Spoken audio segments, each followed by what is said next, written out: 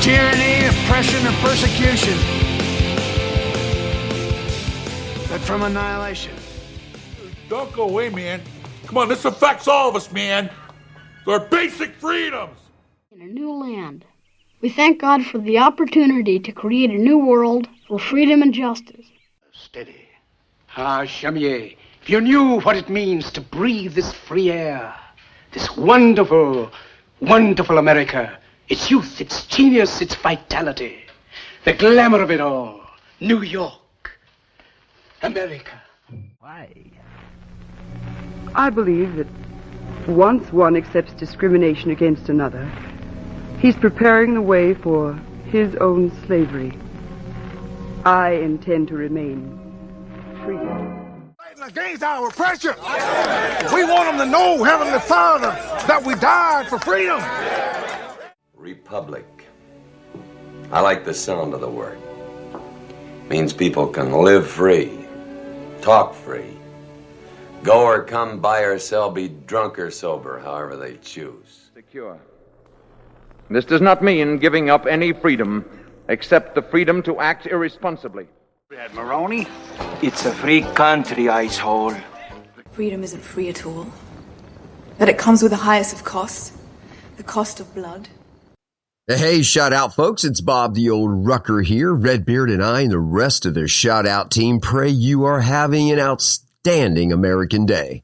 Hey, it's just me today, and no announcements and no admin notes. I just want to celebrate our nation's 250th birthday with you today.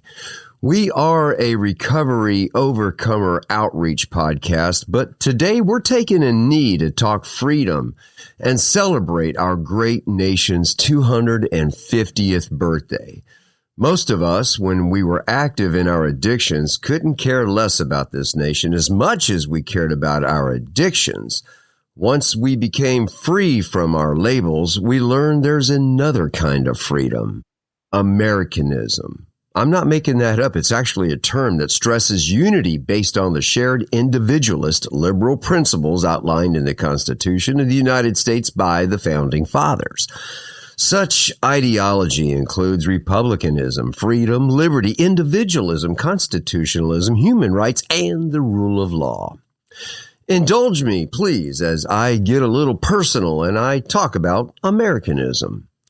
When it comes to freedom to overcome our challenges, we believe that being free from our challenges also includes being free as Americans. You know, it's too easy taking our freedoms for granted. I get complacent and get overcome by life events and often take our freedoms for granted. My gratitude list includes so many things that I realized recently that I need to add being an American should be on my gratitude list. The world as we know it today is chaotic. Chaos has existed since the beginning of time. And 250 years ago, men and women engaged in chaos to fight for the freedoms we have today. And today, 250 years later, men and women are still fighting chaos across the globe to ensure our country, the United States of America, continues to maintain its freedom. And right here in our great nation, the United States of America, we have our own chaos. Team Shoutout is unapologetic in supporting America and its Constitution, and we stand proudly serving Old Glory, our beautiful red, white, and blue American flag. We do not entertain controversial subjects, especially religious and political. We respect every person's religious beliefs. We respect every person's political beliefs. But we do not stand for anyone desecrating the American flag. For those that take advantage of their said right to desecrate Old Glory, they haven't a clue what the colors represent. More than likely, they haven't been to other countries, especially third world countries, and witnessed firsthand the poverty, starvation, and what communism and socialism have done to the people. It's no secret millions of people from around the world are literally escaping their countries and taking great risk, even death, to get to America. Not an American soul is risking their life to leave America. They are free to go. And for those that hate the American flag and what it stands for, you are free to go. For those that desecrate the flag, they are ignorant and have issues. I sincerely pray they get help. Old Glory represents courage, peace, and serenity. Only people rooted in hate and fear would disrespect Old Glory. And as a veteran, I stand with other veterans when I say, not on my watch. I have a pay attention to detail story for you. Actually, two. I like to replace the American flag mounted to the front of our house when she gets tired. I read about solar lights that mount to the pole and allow Old Glory to stay out all night. I like the idea. So I ordered the apparatus and, of course, a fresh American flag. I wasn't paying attention to the dimensions when I ordered the Made in America American flag. And let me just say, it's huge. Shannon says we might as well put used cars out front and call ourselves a car dealership. Yeah, she's got a point there. So if you come to visit, just look for the huge flag hanging in front of our house. I also wanted to get a t-shirt commemorating America's 250th year birthday. Tony. Well, you know Tony from the launch episode a few years ago. He's going to go down in history for telling his I love you, Tay-Tay story. Anyway, he's a diehard patriot and bought me a hoodie from TVP. That's Till Valhalla Project. I looked them up and they had exactly what I wanted. What I didn't do was read the very prominent instructions that they make products for the athletic body. Hey, look, folks, I'm post 60 and no, I don't have an athletic bod. I ordered medium because even though I have a big mouth, I'm not a large man. My ripples show, but they are not where ripped men want them to be, if you know what I mean. So I got the large shirts and they fit fine. So buyer beware, read the doggone print. TVP certainly isn't trying to hide it. A hat tip, TVP, by the way. Folks, they've got an incredible mission supporting vets and first responders. Please check out tillvalhallaproject.com. You won't be disappointed. So I'm going to get a little personal in this episode. Now, I've shared some of my life on previous episodes, and I'll share a little bit more on this episode, and I'm only doing it to tell you where I stand now as an old man in his declining years, looking back over my life, and as I've heard so many elderly people say before me, if I could do it all over again, I would. And in my case, I'd give more than I gained. I shared that my dad was a veteran. I have also shared that my dad wasn't the greatest example of a father or a leader a kid should have. My wife says that as parents, we screw up our kids with the greatest of intentions. I get that. But there are a lot of kids like me that were raised in families and saw things and had things done to us that we now, as functional parents, protect our children from. As a youth, I was constantly in trouble. I can blame that on any source that I want, but the facts remain. I was not a good example of a future leader of America. I joined the military service under the wrong pretenses and for all the wrong reasons. I got into a lot of trouble as a youth. And not a lot changed when I joined the military. Now, when I first joined, it was with the Army National Guard as a reservist, which meant I went to basic training and advanced individual training like any other soldier. But when I got home, I only served 1 weekend a month and 2 weeks during the summer. The rest of the time, I was either working, going to college, or doing both. And I didn't do anything well except get into trouble. Now, I was going through some of my old files the other day, ancient files. I'm talking decades old. I found something I wrote in 2002. It was a tribute to a man named George Cleaver that has passed. So let me tell you a story. When I was 18, I was in the Army Guard and I worked at Smedley's IGA, a grocery store. Now, I used to shoplift from that store prior to joining the Army Guard. My dad had found out, it's kind of funny thinking about this, that my dad made me do this. He made me make amends to old man Smedley. In our neighborhood, everybody pretty much knew everyone else's business. Smedley offered me a job, if you can believe that. I found out he, like my grandfather, was a World War II Navy veteran and also a survivor of Pearl Harbor. He said he was proud of me and that I was becoming a man. Old man Smedley, God rest his soul. He probably knows now, but didn't really know it then. But I was not a good employee and definitely not a good young man. At least once a week, I snuck a case of beer out the back door into the dumpster and picked it up at the wee hours when the store was closed. That's the kind of young man I was. I worked primarily in the deli department, slicing meat and wrapping it up in that old you can't see through it white paper. Yeah, that's what we used back in the day for customers. One day, these two old ladies came to the counter. One was older than the other by far. I'd say one of them was old enough to be my grandmother, and the other one was probably old enough to be my great-great-grandmother. Together, they would count out their pennies to see how much change they had and then order the amount of bologna, poor man's lunch meat, that they could afford to buy.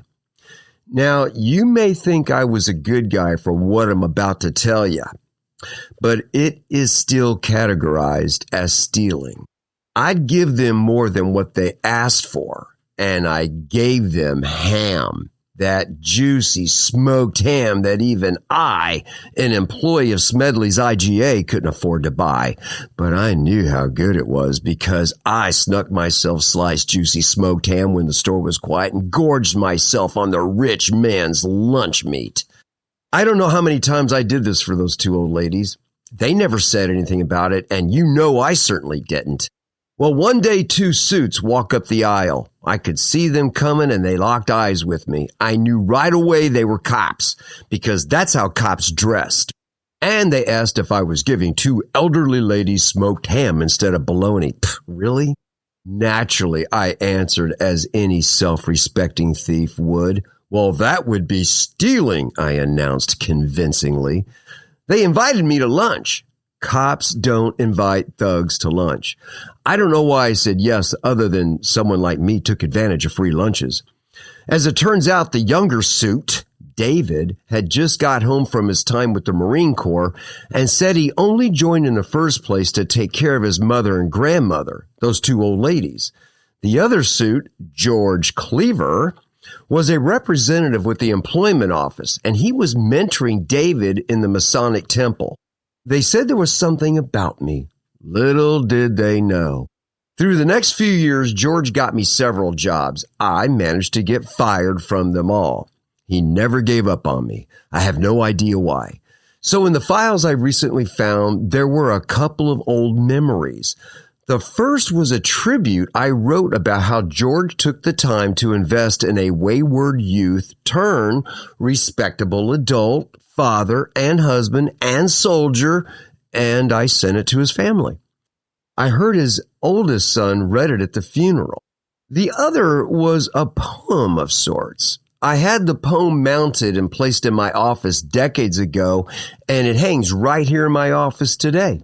I had forgotten that it was George who originally gave it to me. So it's called My Creed, and it reads like this. I do not choose to be a common man. It is my right to be uncommon if I can. I seek opportunity, not security. I do not wish to be kept citizen, humbled and dulled by having the state look after me. I want to take the calculated risk, to dream and to build, to fail and to succeed. I refuse to barter incentive for a dole. I prefer the challenges of life to the guaranteed existence, the thrill of fulfillment to the stale calm of utopia. I will not trade freedom for beneficence, nor my dignity for a handout. I will never cower before any master, nor bend to any threat. It is my heritage to stand erect, proud and unafraid, to think and act for myself, to enjoy the benefit of my creations, and to face the world boldly and say, this, with God's help, I have done. All this is what it means to be an American. Though I had forgotten that it was George who originally gave it to me, I realized it was he who planted the seeds of Americanism in my heart. Rest in peace, George Cleaver, and know your investment in me didn't go to waste. As with all soldiers, I transferred to a new assignment a few years into my military service. My NCOIC, that's non-commissioned officer in charge, or in civilian terms, my boss, was Master Sergeant Dan Goodyear. He's now retired Sergeant Major Goodyear. He was just a boss, and I'd had plenty of bosses. He invited me to watch him give an American flag presentation to a bunch of high schoolers. Now, I'm going to skip my lack of enthusiasm regarding the audience. But the funny thing about those high schoolers, they hung on to every word. And when Dan finished speaking, they gave him a standing ovation. Now, imagine that. High schoolers giving a standing ovation for an American flag presentation. Dan changed my perspective that day. He passionately shared his story and why the American flag meant so much to him. I'd say he became more than just a boss that day. He became my mentor. He became my hero. So his story, he was 19 years old and a missionary in Lesotho, Africa. At that time, he was a husband and a father to an infant daughter. Now, he got a hold of a newspaper one day, and reading the headlines, he turned to his wife, Miss Gwen. Rest in peace, Mrs. Goodyear. He said to his wife, "Our country's at war. We gotta go home." He came back to the States and joined the United States Marine Corps and became a door gunner in Vietnam. Now, let me tell you, the life expectancy of a helicopter door gunner is significantly less than the warfighters on the ground. They are essentially completely exposed, and they clear the way for many units to move forward in combat situations and retrieve wounded from combat hot zones. Helicopter door gunners and personnel were totally revered by ground troops, and especially those wounded evacuated to safety. So Dan did his time in the Marines, and he returned back to the mission field. Years later, he came back to the States, joined the Army National Guard, accelerated in rank, and like myself, he went active duty. And eventually, he became my boss. I watched him tell his story and then transition into facts about the American flag that until that day, I couldn't have cared less. After hearing his story, I became an American flag fact fool. I'm only going to hit a few of the highlights because honestly, we could do an entire episode on the American flag. Now, there is actually a United States code that covers flag etiquette and requirements. The U.S. Flag Code is located in Title IV, Chapter 1 of the United States Code. It provides the federal guidelines and legal framework for the design, display, and respectful treatment of the American flag. The American flag was first named Old Glory by a Navy captain by the name of William Driver. In 1831, at the age of 21, Captain Driver was given command of his first ship. 21 years old, this dude must have been bad. His mother gave him an American flag to fly from the mast of his first command. He hoisted the flag and called it Old Glory. It became the fond nickname of America's proud banner. Captain Driver's famous flag is now on display in the Smithsonian Institute. And the flag of the United States shall be 13 horizontal stripes, alternate, red and white, and the union of the flag shall be 50 stars, white, in a blue field. Now, you may have figured it out already, but 13 stripes represents the original 13 colonies. And why are there 7 red stripes and 6 white stripes? Now, it's funny you should ask. Red stands for courage, valor, and blood. White stands for purity, innocence, and freedom. It takes a lot of blood and courage to sustain purity and freedom. Oh, by the way, the blue represents vigilance, perseverance, and justice. When you see the flag on the shoulder of a military service member's uniform, it appears to be backwards. That is not the case. It represents flag bearers carrying the flag into battle. Hence, it means Americans don't run from a fight. We run into it. As a reminder, America doesn't pick fights, but she will finish it. Hey, did you know that there is symbolism behind that ball you see at the top of a flagpole? That ball is actually called a truck. It's the same spelling as the vehicle. On an official government installation, folklore says that inside the truck is a .38 caliber bullet and a book of matches.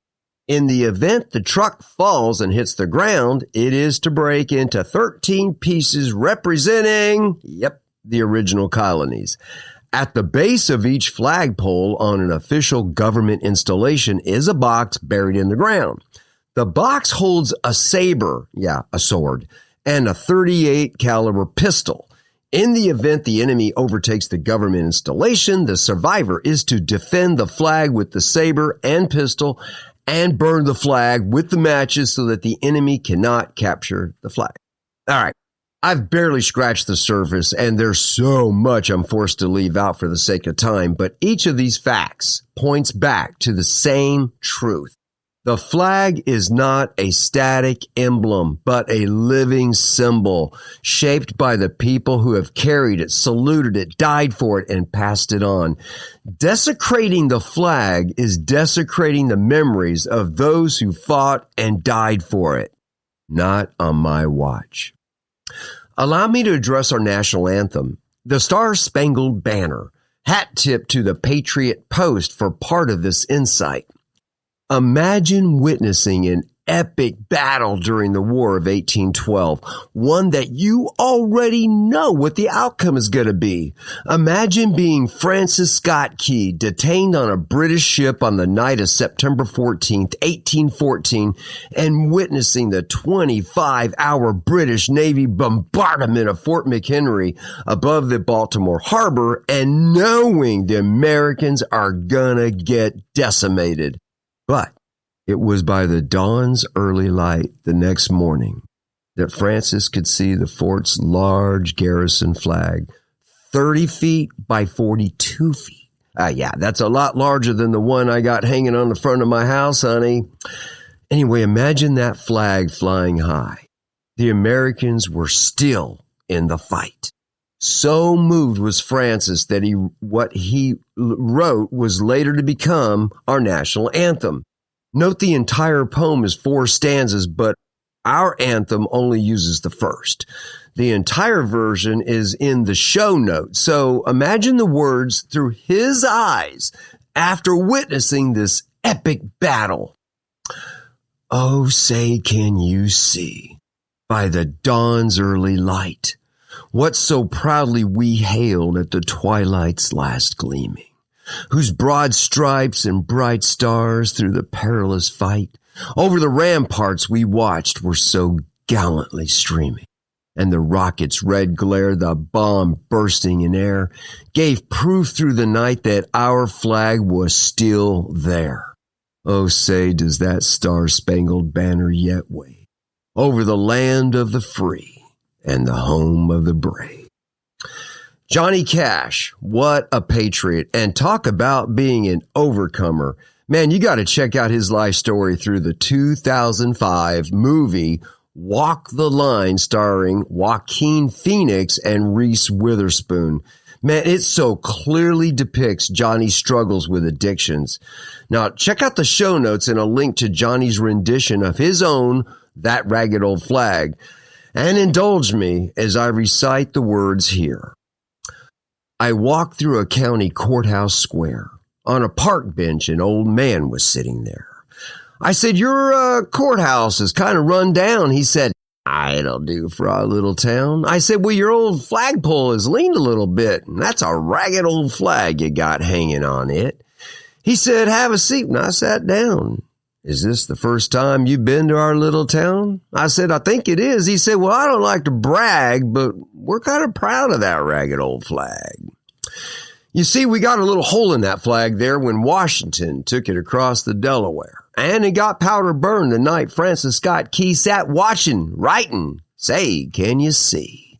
It got a rip in New Orleans with Packingham and Jackson tugging at its seams. And it almost fell at the Alamo beside the Texas flag. But she waved on, though. She got cut with a sword at Chancellorsville, and she got cut again at Shiloh Hill. There was Robert E. Lee and Beauregard and Bragg, and the south wind blew hard on that ragged old flag. On Flanders Field in World War I, she got a big hole from a Bertha gun. She turned blood red in World War II. She hung limp and low a time or two. She was in Korea, Vietnam. She went where she was sent by her Uncle Sam. She waved from our ships upon the briny foam, and now they've about quit waving back here at home. In her own good land here, she's been abused. She's been burned, dishonored, denied, and refused. And the government for which she stands has been scandalized throughout the land. And she's getting threadbare, and she's wearing thin, but she's in good shape for the shape she's in. 'Cause she's been through the fire before, and I believe she can take a whole lot more. So we raise her up every morning, and we bring her down slow every night. We don't let her touch the ground, and we fold her up right. On second thought, I do like to brag, 'cause I'm mighty proud of that ragged old flag. Thank you, Johnny. Thank you for that. That's just awesome. And folks, I didn't give it justice, so you check out the show notes and the link to YouTube and hear Johnny do his own rendition, which is actually a lot better than the old records. All right, so, I asked myself, why? Why am I such a self-proclaimed patriot? Why do I support our American flag, the Constitution, the Bill of Rights, the amendments, and all the values our country was founded upon? Well, I'm reminded of a post-war statement by Martin Niemöller. Niemöller was a prominent Lutheran pastor in Germany. In the 1920s and early 1930s, he sympathized with many Nazi ideas and supported radically right-wing political movements.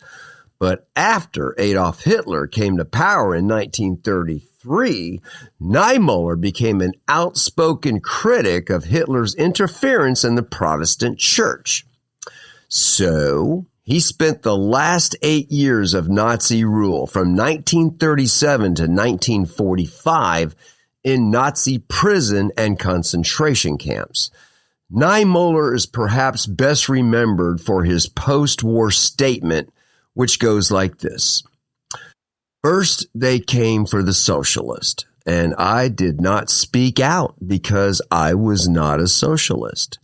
Then they came for the trade unionist, and I did not speak out because I was not a trade unionist. Then they came for the Jews, and I did not speak out because I was not a Jew.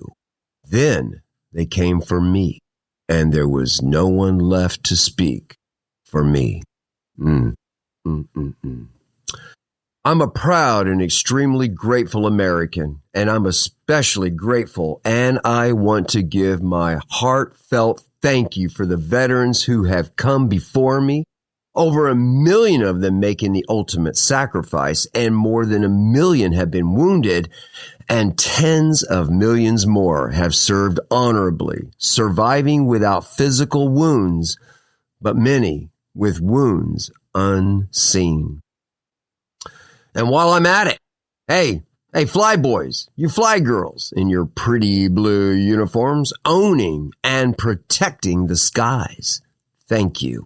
Hey, you folks in the Coast Guard that keep our waters safe from terrorists and narcos killing over 100,000 Americans a year.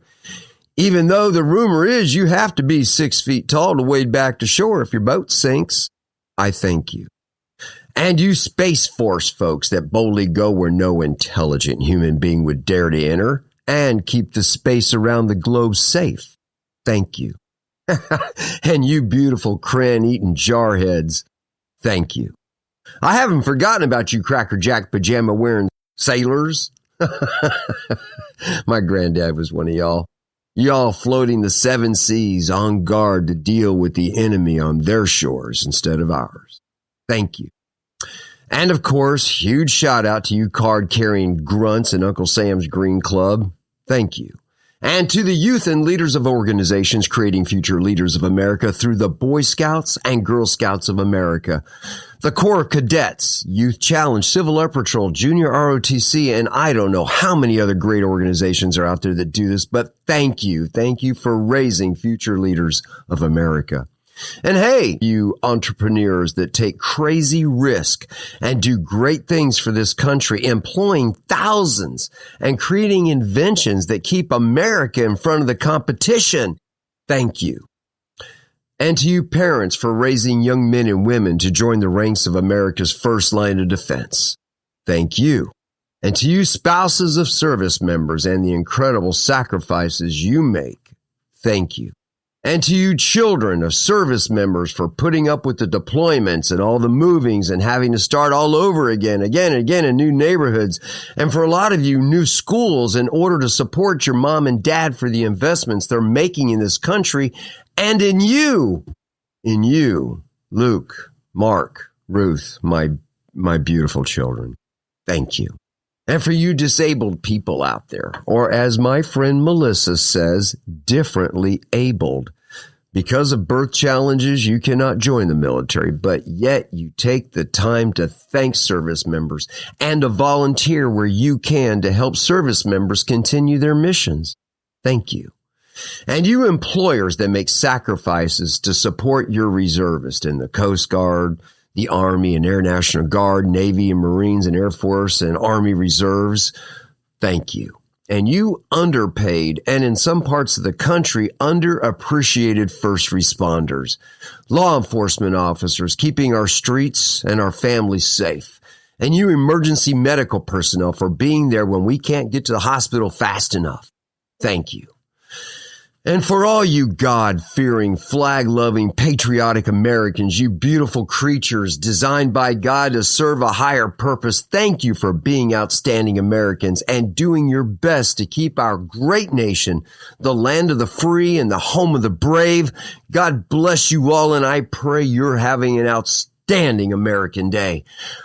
I'll end with the wonderful words first written by Francis Bellamy and finalized in its current form by a congressional act on June 14, 1954, we know as the Pledge of Allegiance.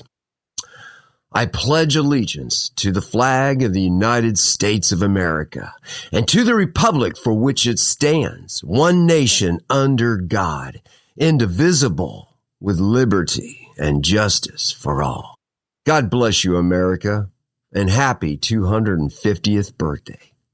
This is Bob the Old Rucker. Peace out. Don't worry, there's nothing illegal about any of this. Are you sure? Of course, this is America. I see. It's a free country, don't you know that? I didn't know it was that free. Lord Prince, this man speaks treason. It is not treason to want freedom. Release him.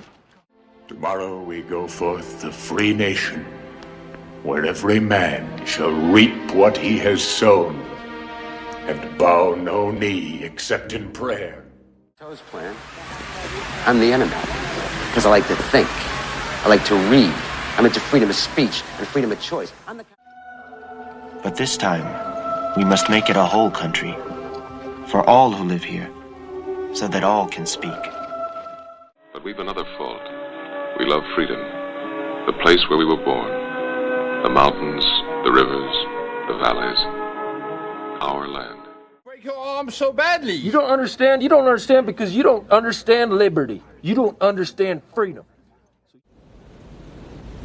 Well, at least they died for a good cause. What cause was that? Freedom? Give us free. Give us free.